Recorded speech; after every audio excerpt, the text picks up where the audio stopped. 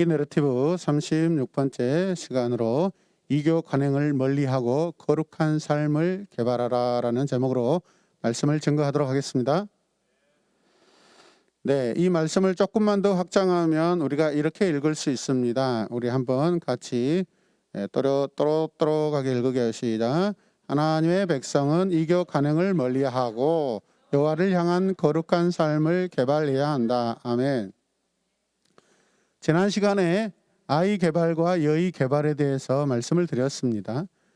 이 아이 개발은 우리의 내적인 요소들, 보이지 않지만은 무형적인 그런 부분들을 여러분 계속해서 업그레이드 시키고 성숙시키는 부분이고, 여의 개발은 보이는 유형적인 그런 부분이라고 말씀을 드렸습니다.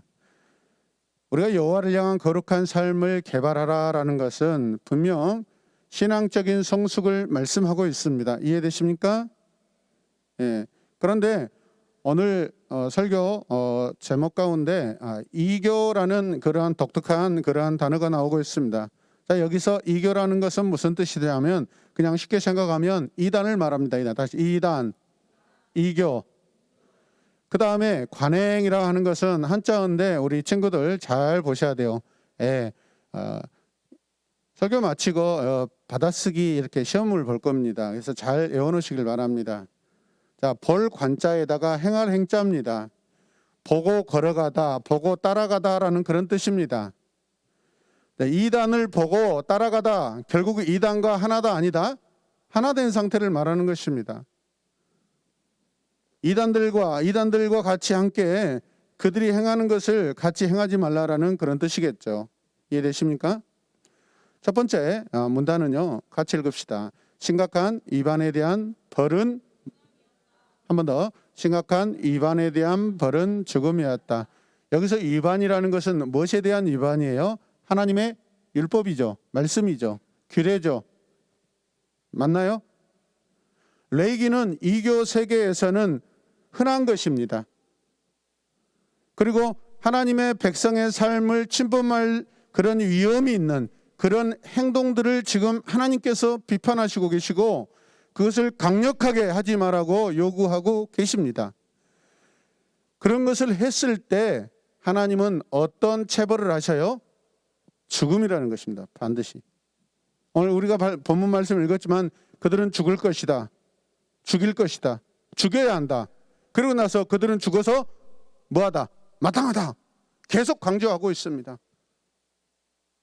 강조한다는 것은 그만큼 그 내용이 굉장히 중요하고 심각하고 부정적으로는 하지 말아야 된다는 것이고 긍정적이라면 계속해서 더욱더 열심히 하라는 말씀인 줄로 믿습니다. 하나님의 백성의 삶을 침범할 위험이 있는 그런 행동들에 대해서 하나님께서 비판하시고 그것들을 절대 하지 말라고 요구하고 계시는 말씀이에요. 그리고 하나님의 백성들에게 하나님의 명령에 반드시 순종하라라고 그러한 의미를 내포하고 있는 줄로 믿으시길 바랍니다. 그렇습니다, 여러분. 거짓된 것을 경배하지 말고 여호와를 경배하라. 이교도처럼 살지 말고 여호와를 순종하라. 여호와를 순종하라. 순종하라.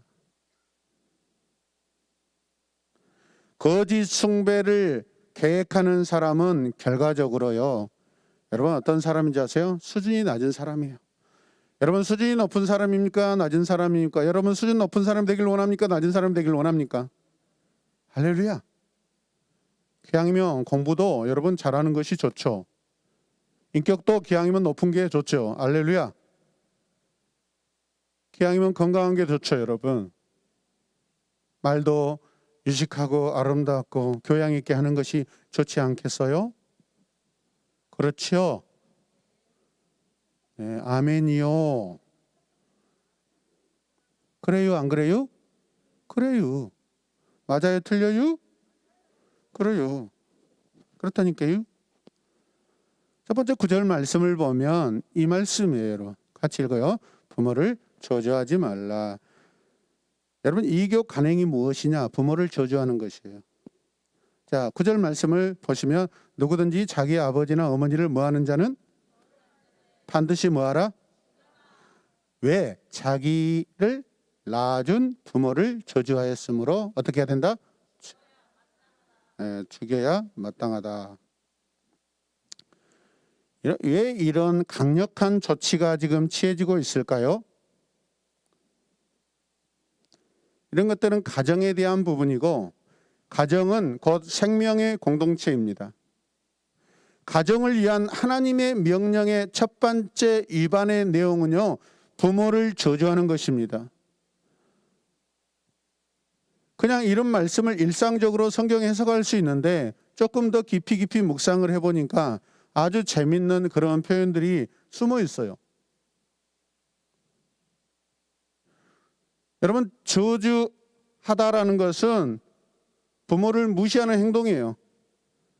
부모를 경외하고 부모를 존중하는 자녀라면 절대 그 부모님을 무시하는 행동을 할 수가 없겠지요. 이 말은 다른 말로 하면 이런 뜻이에요. 저주는 가볍게 하다, 가볍게 대하다, 모욕하다, 저주하다라는 의미예요. 비록 앞에 앉아있는 학생들이 나이는 어리고 인생은 적게 살았지만 예배 시간에 이렇게 손장난을 하고 그럴지라도 가서 기싸대기를 올려버리고 막 함부로 행동하지 않는 이유는 여러분, 저의 인격을 제가 조절하는 것이고 여러분들을 존중하는 거예요. 비록 어린아이를 할지라도 함부로 할 수 없는 거예요, 여러분. 그게 우리의 관계적인 인격입니다. 그렇다면 어린아이도 하물며 이렇게 해야 되는데 우리를 낳아준 부모님에게는 여러분 비교할 수 없는 최고의 공경과 사랑과 섬김과 여러분 대우를 해드려야 되는 줄로 믿습니다. 오늘 밥 먹으면서 우리 권사님하고 이런저런 이야기 하는데 평소 같으면 제가 좀 마음이 불편하게 행동했을 건데 그러면 안 되지 하면서 손을 꼼지락 우리 권사님 손을 이렇게 꼼지락 잡아드리는데 저희도 마음이 좋은데 권사님도 좋으신가? 평소 같으면 이렇게 탁 씻어 이 사람아 그럴 건데 그냥 웃으시고 마음이 얼마나 좋은지 몰라요. 아니 네 그렇죠. 말로만 그런 것이 아니라 순간순간마다 이렇게 우리 때로는 본의 아니게 이렇게 감정적인 그런 좋지 않는 모습이 나타날 때 이것을 어떻게 하면 지혜롭게 잘 조절하고 또 뭐 지혜가 뭘 필요해요? 부모님에게 대할 때 지혜가 무슨 필요해요? 마땅히 부모님을 공경해야 되는 줄로 믿습니다. 할렐루야. 여러분 그 1번 제목을 다시 한번 보여주세요. 여기 나오지 않았구나. 여기서 부모를 저주하지 말라 했을 때 이 저주의 한자어를 보니까 주자가 어떤 모양이냐면 형제할 때 그 형자 앞에 입구가 붙어 있더라고요. 그 형제의 눈앞에 입구를 써놨어요. 그래서 이게 무슨 뜻일까? 계속 형제 앞에서 형제에게 뭐 하는 거예요? 가족에게 막 잔소리하고 그 좋은 소리가 아니에요. 만약에 입구가 아래쪽에 있었다면 겸손하게 아마 이런 말의 표현일 건데 한자어도 그런 의미를 아마 담고 있는 것 같아요. 형제의 눈높이 앞에서 계속 입구짝 하나 붙어가지고 막 말하고 있는 거예요. 죄송합니다. 씨부리고 있는 거예요. 근데 입구자가 밑에 있다면 겸손하게 말씀을 드리고 서로 대화를 나눈다 이렇게 해석될 수 있습니다. 오늘 그 한자어를 보니까 저주할 때 그 주차가 가족에게 형제에게 계속 함부로 지금 말을 하는 그런 상황을 말하고 있구나라고 여러분 한자어도 그렇게 표현하고 있다는 것입니다. 이해되세요? 저주의 저자 앞에도 똑같은 모양의 입구가 똑같은 위치에 또 붙어 있어요. 그게 지금 그 부수가 무슨 부수인지 제가 잘 모르겠는데 입구가 저애나 주애가 똑같은 위치에 똑같이 그렇게 입구가 써져 있더라고요. 핵으로. 야, 정말 말 조심해야 되는구나. 저주라는 것은 그러면 이 말이 동반되고 있구나. 우리 말을 예쁘게 합시다. 할렐루야.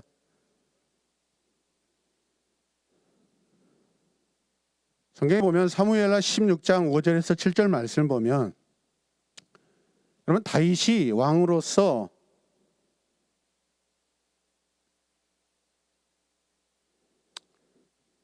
같이 앉아주세요. 지난 시간과 똑같은 행동이 계속해서 이렇게 보여주고 있어요. 왜 그럴까요? 그럼 수업 시간에 어떤 시간에 계속 손톱을 만지는 것은 이거 불안증이에요, 여러분. 부모님 빨리 그거 해결해 줘야 돼요. 이게 불안증입니다, 지금. 막내가 태어나서 어쩌면 모든 사랑을 다 빼앗겨 가지고 굉장히 지금 자기 삶이 저주스러운 삶이라고 생각할 수 있어요. 빨리 해결해 주셔야 돼요. 이게 애정 결핍이면은 손톱을 물어뜯고 이게 이 깍지를 뜯었습니다, 여러분. 저도 가끔 가다 이렇게 막 마음이 불안하면 이걸 막 뜯고 있습니다, 여러분.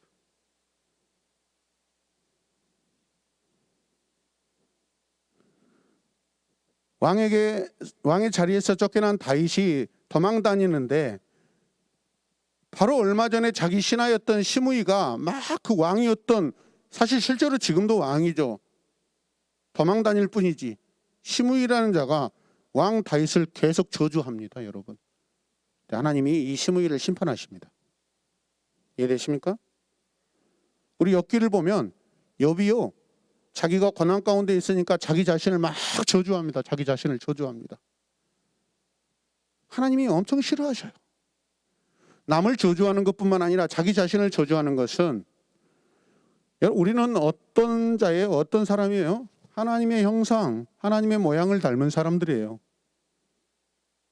하나님과 같은 그런 자녀들이에요, 여러분. 이해되셔요? 그런데 성경은 부모를 모독하고 부모를 저주하고 자기 윗사람에게 대해서 함부로 대하는 것을 하물며 어떻게까지 높여서 표현하냐면 신성 모독이다라고 그렇게까지 성경은 해석하고 적용합니다.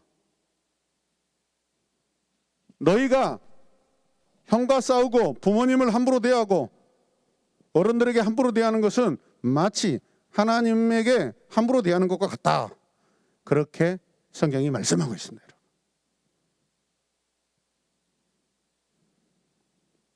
이 땅의 부모님은 하나님과 같은 그런 높은 곳에, 높은 위치에서 여러분 자녀들에게 그런 공경을 받아야 될 그런 분이십니다.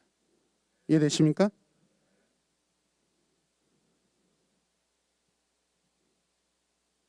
저주는 하나님께 부모가 잘못되기를 바랄 때 더 심각해지는 것을 볼 수 있습니다. 이것은 어떤 사람들이 자기 부모의 이름을 더럽히거나 망하게 하려는 심각한 행동이죠. 그런 의미에서 이것은 이기적인 이유로 자신의 자연적인 애정을 포기하거나 또 다른 방식으로 삶을 살아가는 거예요. 여기서 또 다른 방식이라는 것은 하나님의 규칙을 벗어난 또 다른 방식이에요. 하나님의 율법을 벗어난, 공동체의 규율을 벗어나서 사는 또 다른 방식의 삶이에요. 그러니까 공동체의 법을 벗어나 있는 그러한 삶이 무엇이죠? 저주하는 거예요.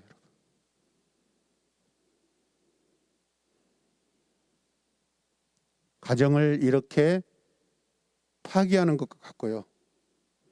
가정을 파기하는 그런 상황들이 많은 나라는요, 반드시 그 나라 자체도 망하게 되어 있습니다. 그는 자기를 낳아준 부모를 저주하였으므로 죽어야 마땅하다. 같이 읽어요. 시작.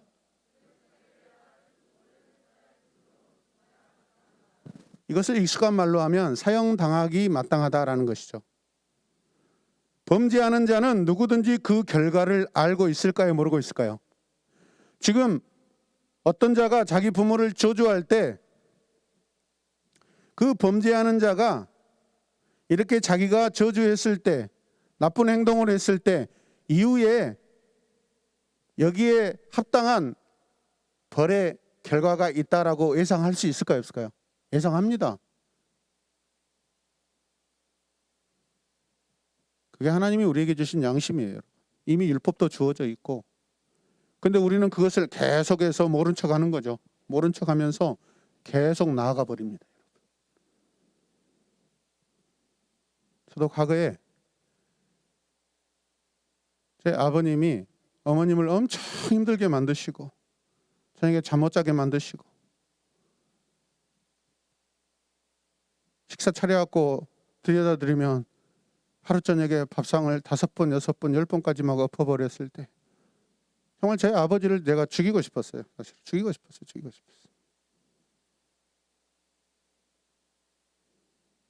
아버지는 죽어야 마땅하다라고 생각했어요.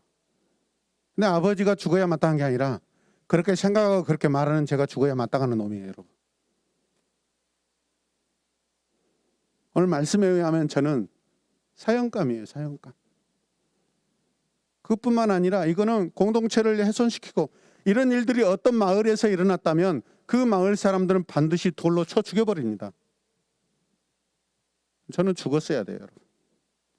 죽지 않고 살아있는 것이 감사하고 그냥 살아있는 것이 아니라 그래서 부모가 얼마나 중요하고 부모님에게 우리가 어떻게 해야 되는 것을 마땅히 가르치는 올바르게 가르쳐야 된다는 그런 책임이 있는 줄로 믿습니다. 우리에게는 엄중한 책임이 있습니다. 그냥 책임이 아니라 엄중한 책임이 우리 앞에 있는 줄로 믿습니다. 두 번째 10절 말씀은 간음하지 말라라는 것입니다. 같이 고백합시다. 10절 말씀 읽어요. 누구든지 남의 아내와 간통하면 남녀를 다 같이 처형하여라. 간음은 생명의 파괴 행위입니다. 여기도 마찬가지로 생명에 관련되어 있는 거예요. 왜 생명일까? 간음이. 여러분, 간음을 하면 거기에 관계된 가정은 이미 파괴된 것입니다. 간음이라는 것은 잘못된 어떤 생명과 같은 그런 행위들입니다. 정상적인 남녀 행위는 반드시 생명과 연결되어 있습니다. 그런데 잘못된 이런 성행위는 여러분 잘못된 생명, 그러니까 사망을 가져오는 행위라고 여러분 믿으시길 바랍니다. 간음이 저질러지면 최소한 한 가정 혹은 양쪽 서로 쌍방의 두 가정이 파괴가 일어납니다. 이스라엘 백성은 율법 아래서 이 죄는 죽음의 벌을 당한다라고 성경이 말씀하고 있습니다. 벌을 받는 형태는 사람들 앞에서 공개 처형입니다, 여러분. 그래서 우리가 예전에 막 사극 영화 보면은 돌쇠가 감히 막 누구 뭐 마님을 좋아한다든가 막 그러다 걸리면 어떻게 하죠? 네, 그렇죠. 사모님 감사합니다. 네, 찢어 죽여야 돼. 멍석마리에서 두들겨 펴야 돼. 죽음입니다. 그리고 내쫓아버려요, 여러분. 그게 다 성경에서 온 그런 내러티브들이에요, 여러분. 그런데 잘 들으셔요. 현재 우리는 구약의 율법을 지금 공부하고 있습니다. 신약시대 새 언약 안에서도 간음은 율법 아래서와 마찬가지로 동일한 죄라고 그렇게 선언되고 있습니다. 율법이 폐기된 게 아니에요, 여러분. 새 언약의 주인공이신 예수님께서는 누구든지 간음하면, 그것은 간음이라는 것은 행위적으로 결과가 있는 것이지만은, 그런데 예수님은 무엇이라고 말씀합니까? 마음에, 그렇죠, 은큼한 생각을 품으면 그 자체가 간음을 저지른 것이라 그렇게 말씀하십니다, 여러분. 구약의 율법이 폐기됐습니까? 아닙니다. 구약의 율법에서는 그런 자가 발견되면 죽여버리지만은 그냥 신약에서는 어때요?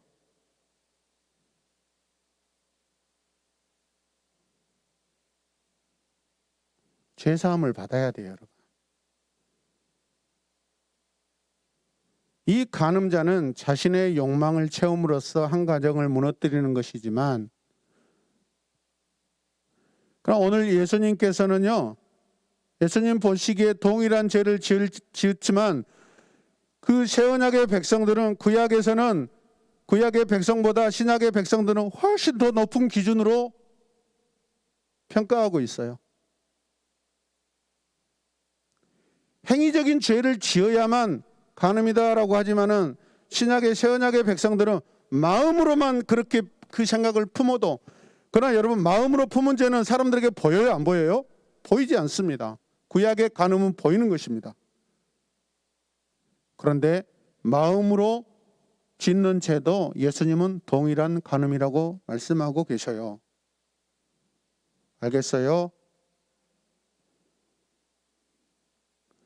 새 언약의 백성들은 구약의 백성보다 훨씬 높은 여러분 하나님 말씀의 적용을 받습니다. 이해되십니까?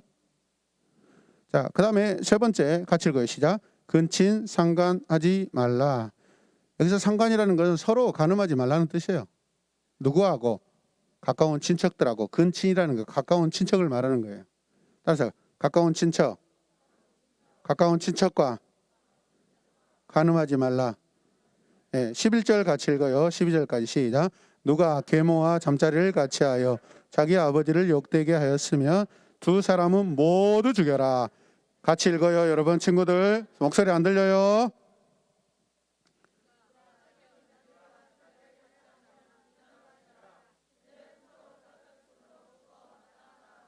(11절과) (12절은) 두 종류의 근친 간음을 하지 말라고 지금 고발하고 있습니다. 다른 번역본을 보면 여기에는 계모라고 나와 있지만 계모라는 것은 친어머니가 아니죠. 어떤 여자죠. 어떤 여자. 그러면서 때로는 엄마가 될 수도 있는 것이고 관계적으로. 남자가 자기 아버지의 아내나 며느리와 성관계를 맺는 것을 금지한다라는 그러한 선포입니다. 여기서 잠자리를 같이 하다라는 것은 함께 눕다라는 그런 뜻입니다. 이런 성적인 행위들은 혼자 하는 것이 아니라 두 사람이 서로 상호간에 이루어지는 거라는 것입니다. 같이 누웠다라는 것이죠. 그러므로 두 사람 다 어떻게 해야 된다? 죽여라. 죽여.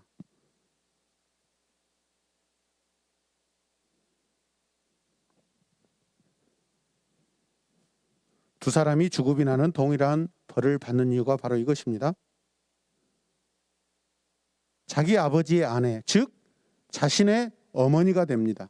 아니면 아버지가 정식적인 어머니가 아직 안 된 상태의 어떤 여자를 데려와서 함께 있는 상황인데 그 여자를 범하게 되면 마찬가지로 그게 범죄 행위고 간음이고 두 사람 다 죽여야 한다라고 그렇게 말씀하고 있습니다. 왜 그렇죠? 아버지 옆에 그 여자는 어머니의 위치에 있기 때문에 어머니의 어떤 상응하는 그런 존재이기 때문에 그 여자와 함께 이런 상관을 하게 된다면 아버지를 모욕하는 행위라는 것입니다, 여러분. 그래서 성경은 또 다른 성경에서 아버지의 하체를 드러내는 행위에 대해서 하나님이 엄청나게 화내십니다. 누굽니까? 노아의 아들 함이죠.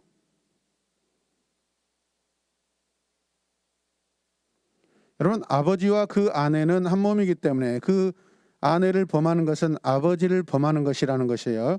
또 하나는 며느리와 동침하지 말라는 것입니다. 같이 고합니다. 며느리와 동침하지 말라.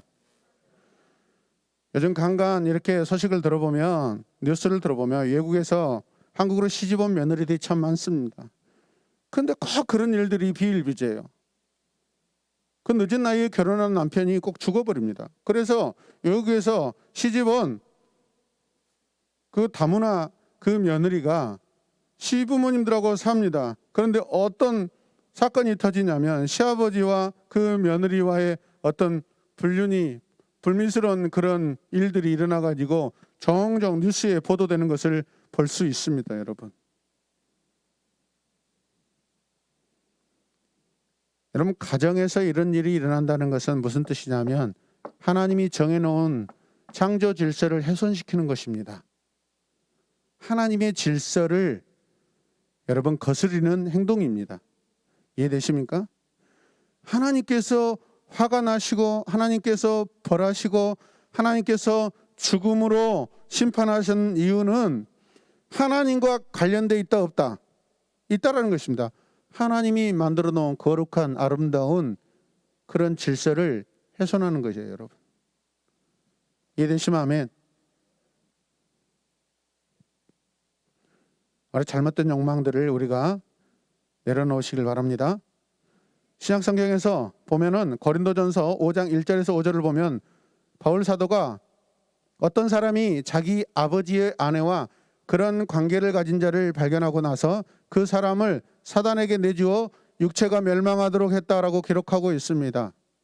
그리고 그 사람을 치리하지 않고 교회 공동체에서 가만히 내버려 놨다고 그 교회에 책망하고 있습니다, 여러분.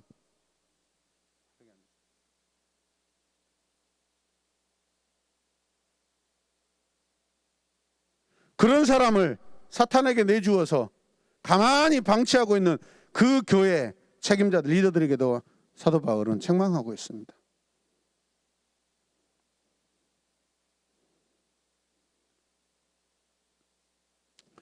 고대 고린도와 같은 이 지역은요, 엄청난 이단 교리가 어마어마하게 많은 그런 여러분 사회이고 또 지역입니다. 그래서 이 이단 교리 관행들이 당연히 허용되는 그런 상황일 수도 있습니다. 그렇다고 예수 그리스도의 이름으로 하나님의 자녀가 된 여러분 고린도 교회 성도들이 옛 습관, 옛 관행, 옛 삶을 계속해서 살아서는 안 되는 것입니다. 믿으십니까?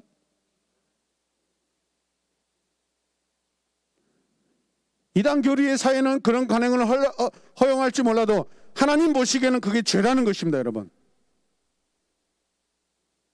네 번째, 자 같이 읽어요. 시작. 동성애를 금하라. 13절 같이 읽어요.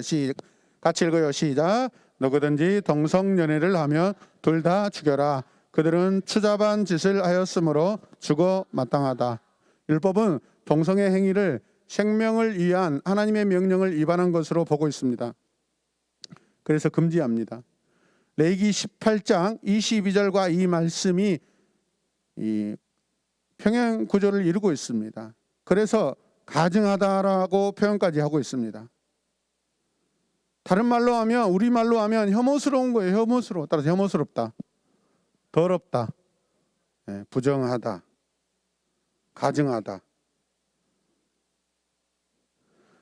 동성애에 대해서 동성애가 무슨 죄냐, 뭐 얼마나 나쁜 것이냐. 그래서 자칭 공부 많이 했다는 어떤 목사님들, 어떤 신학자들이요, 그런 이야기를 최근에도 한 걸 봤어요. 저도 하마터면 설득을 당할 뻔했어요. 그런 영상들을 보면서. 왜? 그런 분들의 신학과 학식이 깊기 때문에 그럴듯하더라고요. 아브라함과 롯 내러티브 우리는 다 이해하고 계시죠? 여러분, 소돔과 고모라, 그 지방이 하나님 앞에 유황불로 심판을 받은 거, 그거는 사실은 동성애를 해서 그런 게 아니다라고 그렇게 막 나름대로 어떤 성경 연구를 했더라고요. 그래서 성경에는 동성애가 죄다라고 1차적으로 직접적으로 말하지 않고 있다라고 그렇게 주장하더라고요.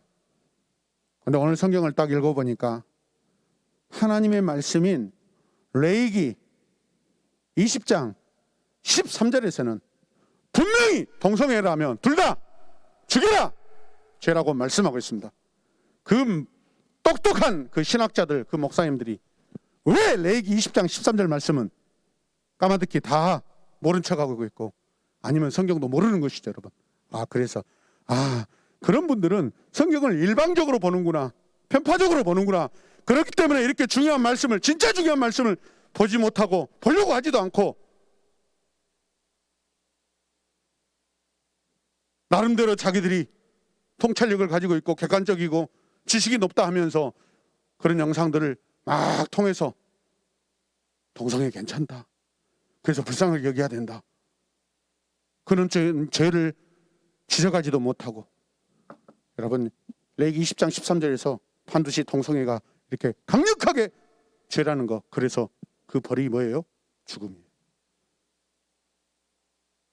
이 말씀을 준비하면서 그렇구나, 그분들은 똑똑한 척 했으나 하나님의 말씀을 전체 통찰력으로 보지 않고 있구나. 이 아주 굉장히 위험한 사람들이 있구나. 박사학위도 없고 뭐 많은 공부를 하지 않았지만 그냥 성경을 차분하게 우리가 읽어가고 있으니까 나온다 이 말이에요, 여러분. 할렐루야. 부모님들 이 안에 자녀들 가운데 혹시라도 성장해가지고 우리 딸이 결혼 때가 돼가지고 엄마 우리 신랑 결혼할 신랑 데려와서 인사시키러. 근데 같은 치마를 입고 있는 거야. 머리 따하고 있고 딸이 자기 신랑감이라고 데려왔는데 치마 입고 있고 머리 제치하고 있고 머리를 예쁘게 따고 머리핀 하고 있는데 데려와서 우리 신랑감이에요 하면 어떻게 해야 돼요? 쳐 죽여야 돼.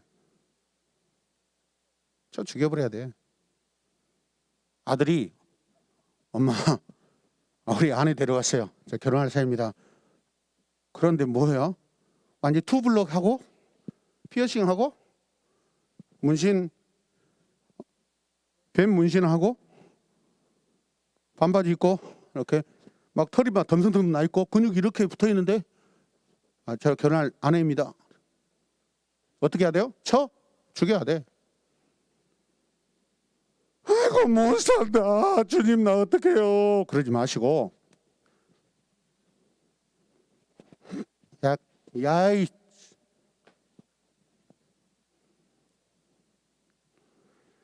여러분 미국은 이게 당연하게 그런 문화가 이미 되어 있습니다.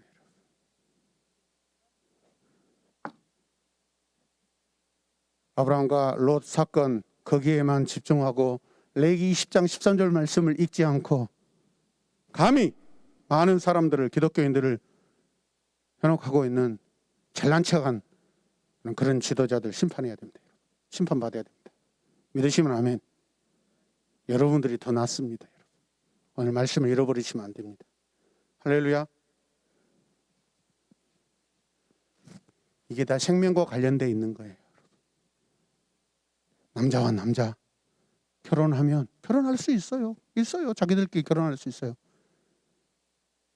그러나 그 결과로 그 가정은 마땅히 남녀가 하나 되어서 가정은 마땅히 하나님께서 말씀하신 생육하고 번성하고 땅에 충만하고 정복하고 다스리라는 그 말씀이 이루어질 수가 없어요.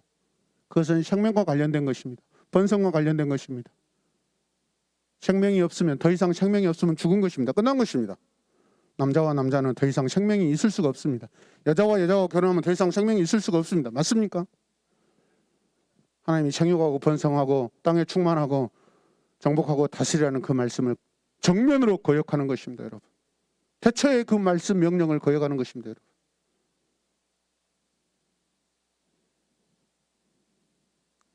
동성애자들 인격적으로 대하고 안 대하고 그것과 다른 것입니다.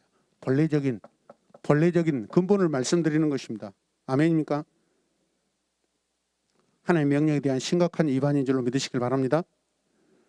로마서 제1장 27절 말씀을 보십시다. 시작. 또한 남자들도 이와 같이 여자와의 바른 관계를 버리고 서로 욕정에 불탔으며 남자와 더불어 부끄러운 짓을 하게 되었습니다. 그래서 그들은 그 잘못에 대한 대가를 스스로 받습니다. 어떻게 받는다? 스스로 받는다. 자기가 지은 죄에 대해서 스스로 받게 돼요. 하나님 죽음으로 심판하십니다. 고대 이스라엘의 의식의 일부였던 이런 규례들은 이제 새 언약 안에서 끝이 난 것처럼 보이지만 절대 그렇지 않습니다. 예식은 끝이 났다 할지라도, 율법의 예식은 끝이 났다 할지라도 그 율법의 정신, 그 율법의 가치, 정신은 지금 새 언약의 백성들에게 더 높은 수준으로 요구되고 있습니다. 다 창조 질서를 위반한 그런 행위들입니다. 율법의 의식은 폐기되었지만 그 율법의 정신은 신약에서도 계속해서 동일하게 적용되고 있다는 것을 여러분 이해하시길 바랍니다.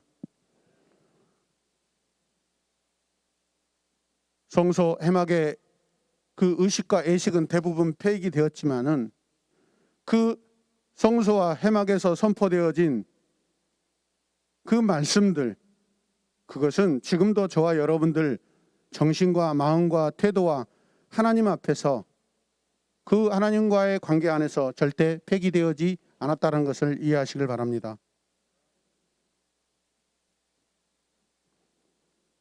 여러분 생각해 보세요. 구약의 성소 회막은요 장소적인 개념이 반드시 있어야 됩니다. 장소가 있어야 됩니다. 어느 곳에 그것이 정해져 있었습니다. 구약의 율법이 선포되고 행해졌던 대표적인 그 성소 회막 사라졌습니다. 성소가 사라졌습니다. 그러나 지금 새 언약의 백성인 저와 여러분들에게 성소가 무엇입니까? 어디입니까? 우리 안입니다. 우리 안에 하나님의 거룩한 성소가 들어와 있습니다. 이해되십니까? 성소가 사라지지 않았습니다. 장소가 변했는데 더 가까이 왔고 완전히 우리 안에 들어와 있습니다. 할렐루야. 그렇다면 과거 이스라엘 백성들이 하나님 말씀을 듣고 행했던 그 마음들, 생각들, 태도들 우리 안에 동일하게 여러분 지켜야 되고 행해야 되는 줄로 믿습니다.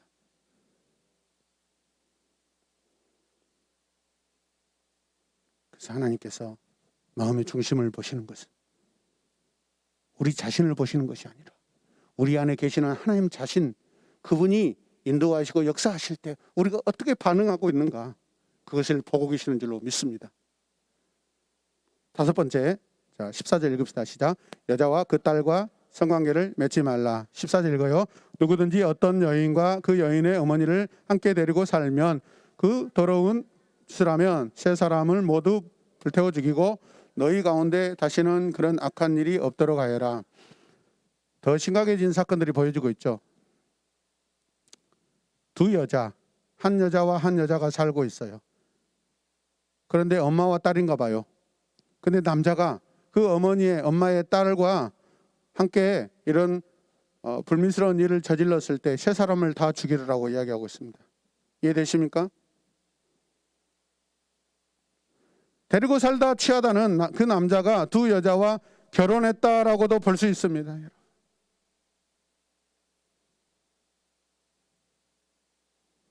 어떤 나쁜 계부가 계모와 결혼해가지고 그 계모의 딸까지 범하는 그런 일들이 종종 뉴스에 고발되고 있죠, 여러분. 저 사람 다 어떻게 하라고요? 죽이라는 것입니다, 여러분.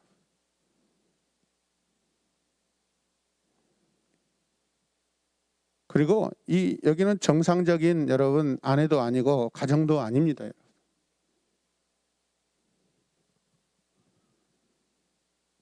그런데 하나님께서 벌하실 때 방법이 더 다양해지고 있습니다. 다양한 게 아니라 더 강해지고 있습니다. 그냥 죽이는 것이 아니라 어떻게 죽여요? 불태워서 죽이래요. 죽여서 불을 태웠는지 아니면 그냥 불 자체로 죽였는지 그것은 우리가 잘 모르겠어요. 중요한 것은 불태워서 불로 죽이라는 것은 불은 어떤 작용을 해요, 여러분? 그렇죠? 없애버리는 것입니다, 여러분. 백성들에게 이런 죄의 흔적을 아예 보지 못하도록 하는 것입니다. 번제가 이루어진 상황과 비슷하죠, 여러분. 아예 그냥 싹 없애버리는 거예요. 이런 행위를 한 것을 아예 다 더 이상 기억하지 못하도록, 더 이상 하지 못하도록.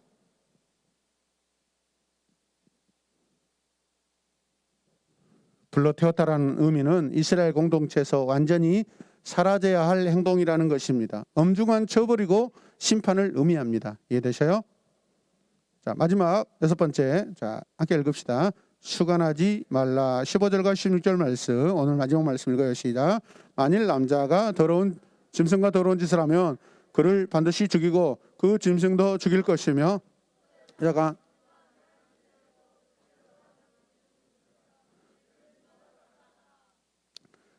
수간이라는 것은 짐승과 성적인 행위를 하는 것을 말씀합니다. 하나님의 창조 질서를 위반하는 분명한 행동입니다. 같이 고백해요. 하나님의 창조 질서를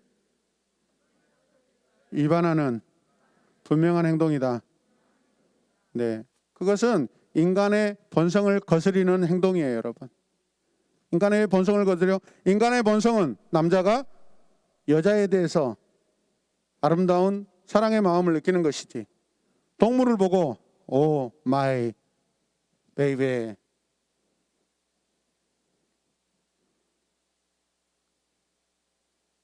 애완견 키우시는 분들 조심하셔요.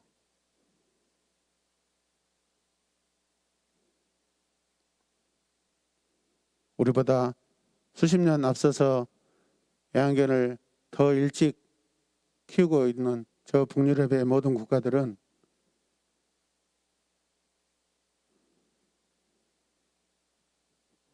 수관법을 통과시켜 가지고 수십 년 동안 하다가 나중에 보니까 이 동물들이 남자들에 의해서 너무나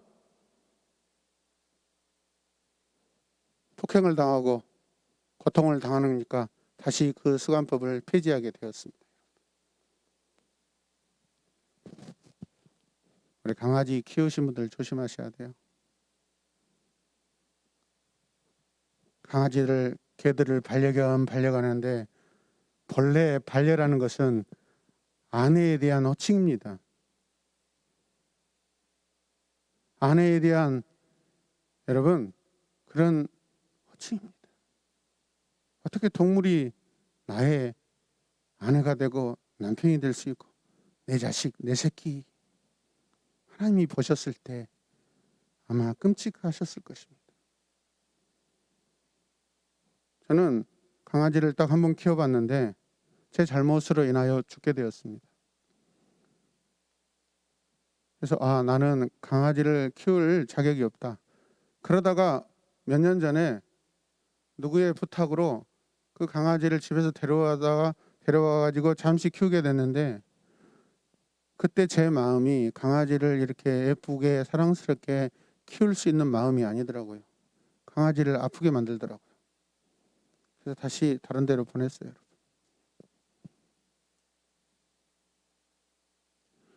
물론 사랑스럽게 잘 키우시는 가정들도 있겠죠. 그러나 마음이 중요합니다. 그 강아지는 나의 부인도 아니고 남편도 아니고 내 새끼도 아닙니다. 강아지는 그냥 동물이고 짐승이고 함께 사는 가축입니다.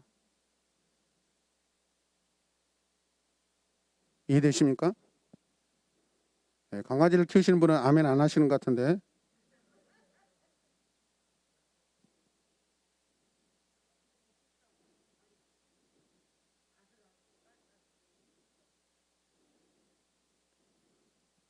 우리나라에 이미 강아지 펜션이 이미 지금 생긴 지가 몇 년 됐고요. 강아지 장례식장이 이미 세워져 있고요.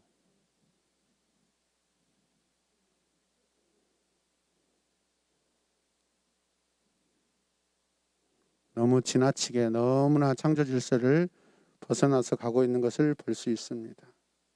어찌됐든 이스라엘에서는 인간이 이러한 행위에 연루되거나 또 이러한 일들을 하였을 때 죽음의 벌이 내려졌다라는 것입니다. 하나님의 거룩한 창조 질서를 어지럽힌 무질서이고 사회 혼란을 가져오고 가정과 자신과 공동체를 붕괴시키는 행동입니다. 이해되십니까? 말씀의 결론을 맺으면서 여러분 지금까지 살펴봤던 우리의 작은 제목들을 크게 읽으면서 함께 말씀을 마치도록 하겠습니다. 우리 같이 읽겠습니다. 첫 번째,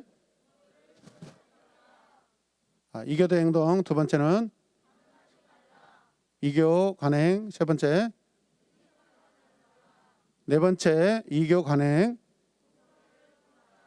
다섯 번째 이교 관행. 여섯 번째 이교 관행. 동물과 수간하지 말라. 네, 수간 자체를 이해 못할까 봐 앞에다 한 번 더 넣었어요. 여러분 함께 기도하십시다.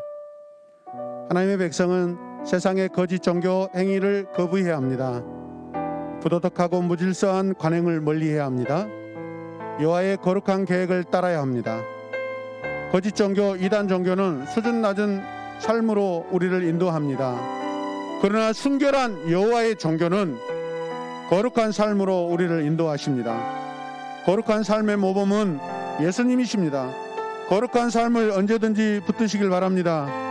순결한 삶을 살기를 간절히 바라고 행하는 우리 새로운교회 공동체가 되기를 주님의 이름으로 축복합니다.